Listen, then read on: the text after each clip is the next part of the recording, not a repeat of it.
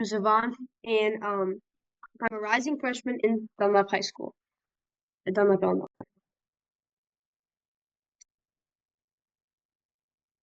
All right, so this is my thesis defense.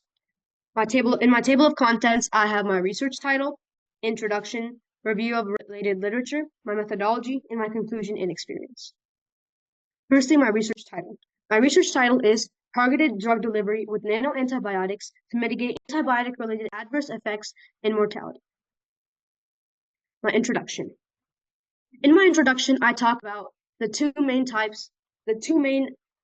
ideas, the two main things I'm discussing in my research paper, which are antibiotic resistance and the use of nano-antibiotics. Firstly, antibiotic resistance is when bacteria develop the ability to combat the drugs that are engineered to kill them, which leads to 3 million antibiotic resistance cases reported each year in the US. Amongst those 3 million antibiotic resistance cases, 48,000 casualties are reported. The regions most affected globally due to antibiotic resistance are the sub-Saharan Africa and Southeast Asia. The annual global death toll is predicted to reach around 1.7 million casualties a year if no preventive measures are taken. And additionally, repeated antibiotic use can also lead to multiple adverse effects and fetal infections, such as Clostridium difficile. A novel strategy that can be considered to reduce antibiotic resistance is the usage of nano-antibiotics, which I talk about in my research paper.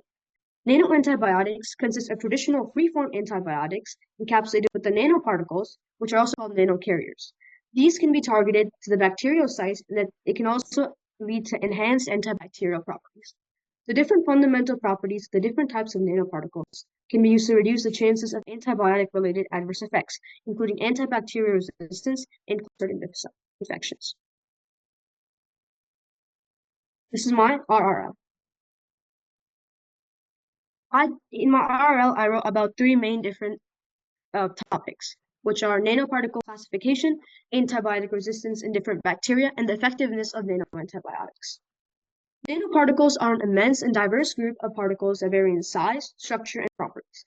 Fundamentally, they can take shape in many forms, such as nanorods, nanospheres, nanotubes, nanowires, quantum dots, etc. Certain particles possess antibacterial properties. Nanoparticles such as copper, silver, zinc oxide, and lipid nanoparticles have certain properties that can make them very effective nanocarriers. Utilizing nanocarriers with a high bioavailability and biodegradability is crucial. Now, our next section is antibiotic resistance in different bacteria. This section discusses the various symptoms of the different bacterial infections, such as E. coli, P. aeruginosa, MRSA, and Mycobacterium tuberculosis, and the ways these bacteria develop antibiotic resistance. These mechanisms include horizontal gene transfer, genotypic modification, and phenotypic alteration. A study published in 2023 by Hungary proved that nanocarriers could be used to increase the effectiveness of antibiotics compared to traditional free-form antibiotics. The bacteria that was tested was Staphylococcus aureus. They encapsulated these antibiotics with polylactic co-glycolic acid polymer-based nanoparticles. The encapsulated antibiotics were 10 times more effective in neutralizing bacteria compared to the original free-form antibiotics. This is my methodology. The primary objective of this study was to determine whether nano-antibiotics could be used to reduce the antimicrobial resistance and the antibiotic-associated adverse effects. The research method in this paper was secondary source literature review, analyzing and extracting information from multiple credible research articles and studies. The qualitative method of analysis was used in this research paper to analyze and research innovative prevention strategies of antibiotic resistance using nanoparticles. To complete this method of analysis, numerous studies were analyzed containing information about antibiotic resistance, encapsulation with nanoparticle materials, and the functioning of nanocarriers. Finally, my conclusion and experience. In conclusion, nanoparticle encapsulation is an extremely innovative and potent method to improve antibiotics efficacy in elimination of bacteria and reduction of antibiotic resistance, which is currently a major global concern. Using the different fundamental properties of nanoparticles to encapsulate free-form antibiotics can certainly help in improving the efficacy and targeting of the nanoantibiotics. As said previously, a research study successfully demonstrated the use of nanoantibiotics to decrease the bacterial colonies multifold compared to the free-form antibiotics. Another study showed the successful use of nanocarriers in preventing the growth of bacterial biofilms. Altogether, nano-antibiotics are an innovative technology that, if implemented, could truly reduce antibiotic resistance and save countless lives around the globe. Finally, my research experience with Gifted Gap. Firstly, I would like to thank Professor Christina Lilova, who helped me to narrow down my research topic and expand as I was writing my research paper. I would also like to thank Professor Virgil, who helped me with the formulation and writing of my research paper according to the standards of the research journal.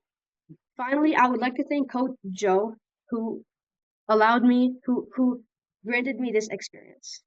Thank you. Amazing, amazing. So let's have Dr. Lilova ask you a question. Great paper, I mean, great topic, which Thank you. very useful for everyone if we actually develop those nano antibiotics. So I have a question for you. So after you did all the reading and the whole literature review and went through all the types of nanoparticles, which one do you think would be maybe the most suitable nanocarriers for the nano antibiotics?